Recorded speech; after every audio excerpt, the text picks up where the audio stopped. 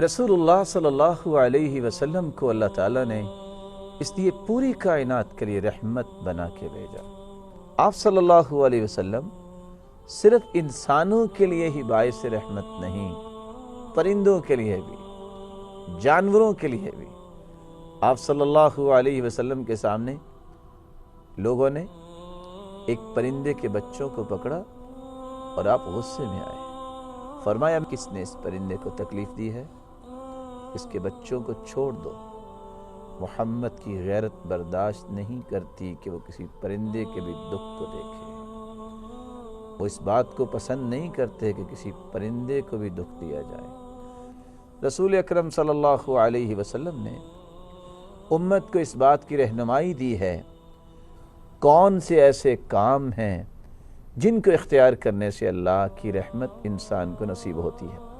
سب سے پہلا کام، قرآن مجید کی تلاوت کیجیے، قرآن مجید کی فہم اور بصیرت حاصل کیجیے، قرآن مجید پر عمل کیجیے، قرآن مجید کی روشنی میں عمل کیجیے اور قرآن مجید کے پیغام کو دنیا کے کونے کونے تک پہنچانے کے لیے عزم کیجیے۔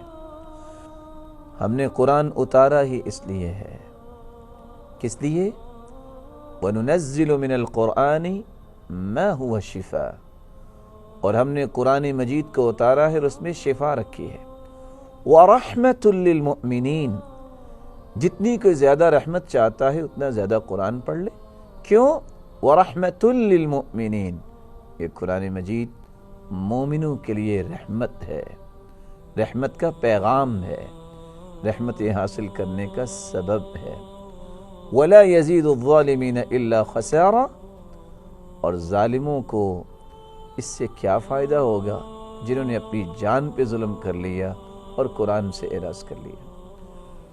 دوسری چیز اور دوسرا عمل جس سے ہم اللہ کی رحمت کے مستحق بن سکتے ہیں وہ ہے انسان فرض نماز کے بعد اپنی جگہ پہ بیٹھا رہے اور دعا کرے۔ رسول اللہ صلی اللہ علیہ وسلم نے فرمایا جو شخص نماز پڑھنے کے بعد اپنی جگہ پہ بیٹھا رہتا ہے، جہاں اس کے قدم تھے، جہاں اس نے سجدہ کیا، یہ اس کا مصلی ہے۔ اس جگہ پہ بیٹھ کے اگر وہ ذکر کرتا رہتا ہے، وہ ذکر جو رسول اللہ صلی اللہ علیہ وسلم نے سکھائے، تو اللہ کے نورانی فرشتے 3 دعائیں کرتے رہتے ہیں۔ اے اللہ اسے معاف کر دے، اے اللہ اس پہ رحم فرما، اے اللہ اس کی توبہ کو قبول فرما۔ اس وقت تک دعا کرتے رہتے ہیں جب تک وہ بے وضو نہ ہو جائے اور جب تک کسی کو تکلیف نہ دے۔ تیسرا عمل جس سے اللہ کی رحمت مل سکتی ہے، رحم اللہ امرأ صلی قبل العصر 4، رحم اللہ امرأ صلی قبل العصر 4، اللہ تعالیٰ اس پہ رحم فرمائے جو عصر کی نماز سے پہلے 4 رکعتیں پڑھ لیتا ہے۔ رسول اللہ صلی اللہ علیہ وسلم نے چوتھا عمل بتایا، اللہ تعالیٰ رحمت فرمائے اس شخص پر جو رات کی تاریکی میں اٹھتا ہے، خود بھی تہجد پڑھتا ہے اور اپنی بیوی کو بھی تہجد کے لیے اٹھاتا ہے، اور اگر وہ پس و پیش کرتی ہے تو پانی کا چھڑکاؤ کرتا ہے۔ اللہ تعالیٰ رحمت فرمائے اس عورت پر جو رات کی تاریکی میں اٹھ کے تہجد پڑھتی ہے اور اپنے گھر والے کو بھی اٹھاتی ہے، اور اگر وہ پس و پیش کرتا ہے تو پانی کا چھڑکاؤ کرتی ہے۔ رسول اکرم صلی اللہ علیہ وسلم نے 5واں طریقہ جو اللہ کی رحمت حاصل کرنے کا امت کو سمجھایا ہے وہ ہے اولاد سے محبت کرنا، اس کی صحیح پرورش کرنا۔ یہ رحمت کی نشانی ہے، یہ رحمت کو حاصل کرنے کا ذریعہ ہے۔ بچوں سے محبت کی جائے، اپنے بچوں سے محبت کرنے کے ساتھ ساتھ ان کی نیک پرورش کی جائے۔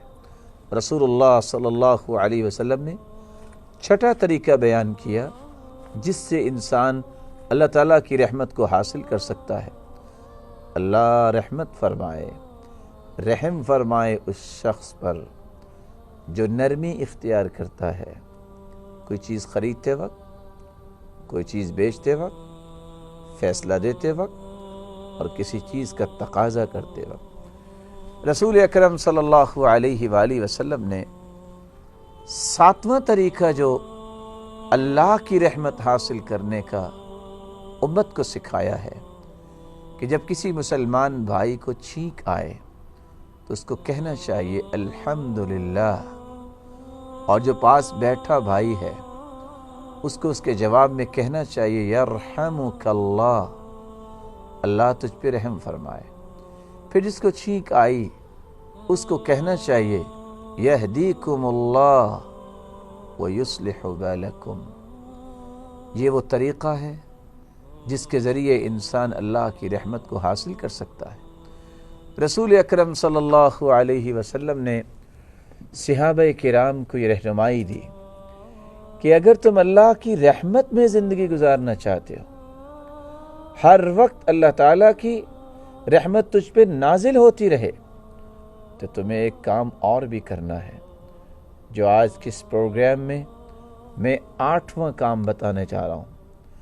جو آج کے اس پروگرام میں 8واں کام بتانے جا رہا ہوں۔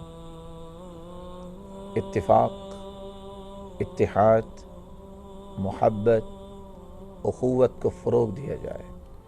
رسول اکرم صلی اللہ علیہ وسلم نے فرمایا جو تھوڑی چیز پہ اللہ کا شکر ادا نہیں کرتا، اس کو زیادہ بھی مل گئی تو پھر بھی وہ شکر ادا نہیں کرے گا، اور جو لوگوں کا شکریہ ادا نہیں کرتا وہ اللہ کا شکر گزار بندہ بھی نہیں بن سکتا۔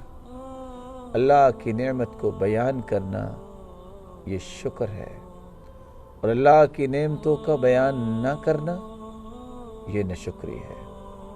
رسول اکرم صلی اللہ علیہ وسلم نے فرمایا اللہ رب العزت کی اس زمین پہ رہتے ہوئے اختلاف کرو گے تو اس اختلاف کی وجہ سے تمہیں عذاب کا مستحق ہونا پڑے گا، اور اگر تم اللہ رب العزت کی اس زمین پہ رہتے ہوئے اپنے آپ کو اس انداز سے زندگی گزارنے پہ لگاؤ گے کہ تم نے جماعت بندی سے، اتحاد و اتفاق سے کام لیا، تو والجماعت رحمہ، یہ جماعت اللہ کی رحمت کو حاصل کرنے کا ذریعہ ہو۔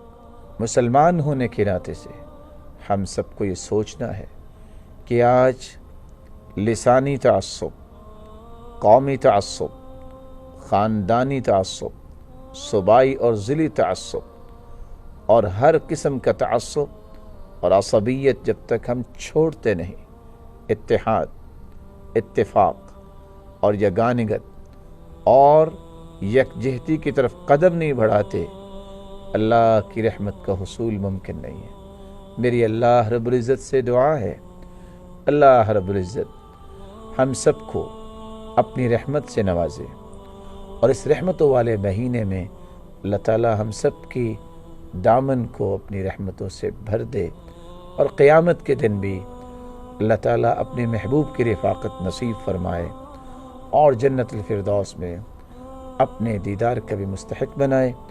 وآخر دعوانا ان الحمد للہ رب العالمین۔ اللہ کے دین کی دعوت اور لوگوں تک پہنچانے کے لیے اس ویڈیو کو ضرور لائک، شیئر، کمنٹ اور سبسکرائب کریں۔